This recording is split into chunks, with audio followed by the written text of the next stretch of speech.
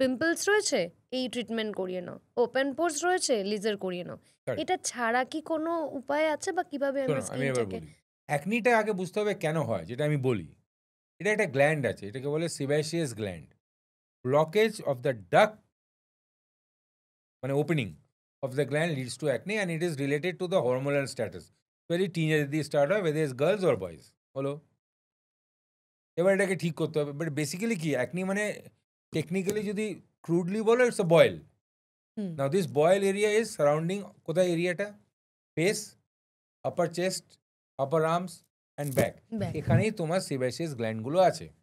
এটা অ্যাকনি পায়ে পাবে না, ঠিক আছে? পেটেও হুম, পাবে না, হুম, ভেরি রেয়ার। পিঠে পাবে, বিকজ গ্ল্যান্ডটা হুম, ওখানে হুম, আছে।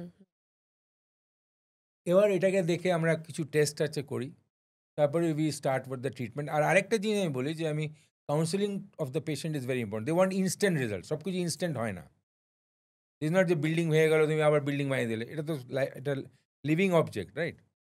তো you have to see to it that you have to have patience, মানে ধৈর্য। ধৈর্য না হলে হয় না। তারপর আমরা ট্রিটমেন্ট স্টার্ট করি। অনেক টপিক্যাল ক্রিমস আছে, জেলস আছে, অ্যান্টিবায়োটিক্স আছে, depending on the acne. Acne তো অনেক রেড হয়। প্রবলেমটা কোথায় হয় যে একটা এখন যেটা আমরা খুব ফেস করি, এটাকে বলে স্টেরয়েড অ্যাকনি।